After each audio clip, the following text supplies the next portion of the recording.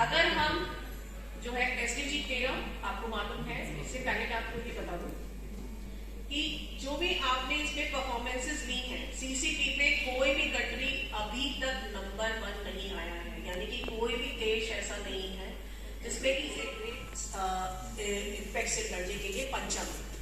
And पंचम strategy India की क्या थी कि इंडिया बाय 2070 तक नेट जीरो का टारगेट अचीव करेगा, यानी कि 50 साल का टाइम हमने मांगा था नेट जीरो का टारगेट अचीव करने के लिए। मैं अभी आपको नेट जीरो में बताऊंगी क्या होता है। नेट जीरो का मतलब कभी भी ये नहीं है कि हमें कार्बन एमिशन बिल्कुल खत्म कर देना। इसमें नॉन फॉसिल फ्यूल के ऊपर ध्यान है, एनर्जी नीड्स और रिन्यूएबल नीड्स के ऊपर ध्यान है हमारा नेट जीरो के लिए। कार्बन एमिशन कम करना है, कार्बन एमिशन जो है वो जीडीपी का एक करना। और नेट जीरो, देखिए नेट जीरो क्या है। नेट जीरो का मतलब कहीं से भी ये नहीं है कि आपको पूरा ग्रीन हाउस गैस एमिशन बंद करना है। नेट जीरो के मतलब है कि जितना भी आप ग्रीन हाउस एमिशन कर रहे हो उतना ही आपको दूसरे मेथड के थ्रू ग्रीन हाउस गैस का रिमूवल भी करना है। कल ही जो है आपके यहाँ पे एक प्रस्ताव पास हुआ COP29 में अजरबैकिस्तान में कि आप कार्बन क्रेडिट खरीद सकते हो। एक कंट्री जिसके पास कार्बन क्रेडिट ज्यादा है, वो कार्बन कम प्रोड्यूस कर रहा है या ग्रीन हाउस गैस कम एमिशन कर रहा है, वो दूसरे देश को जो कि कार्बन ज्यादा प्रोड्यूस कर रहा है उनको कार्बन बेच करके, कार्बन क्रेडिट दे करके पैसा कमा सकता है।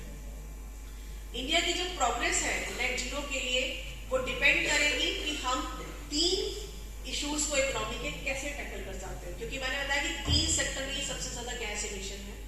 पावर का गैस एमिशन 34% है, 80% ग्रीन हाउस गैस एमिशन हमारा केवल इकोनॉमी के 3 सेक्टर के ऊपर है।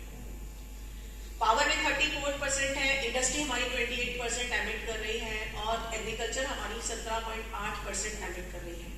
अगर यहाँ पे हम कंट्रोल करने में कामयाब हो गए ग्रीन हाउस गैस एमिशन को, तो हम इस चीज को नेट जीरो पर जा सकते हैं और हम इस टारगेट को अचीव कर सकते हैं। Strategy and solution. And Prime Minister has initiated लोग प्लांटेशन करते भी है। हमारे कॉलेज में कोई भी गेस्ट आते हैं, हम उनसे प्लांटेशन करवाते हैं। But is that what we are supposed to do is the question. Once we have planted a tree, what is the outcome? Which trees are we planting?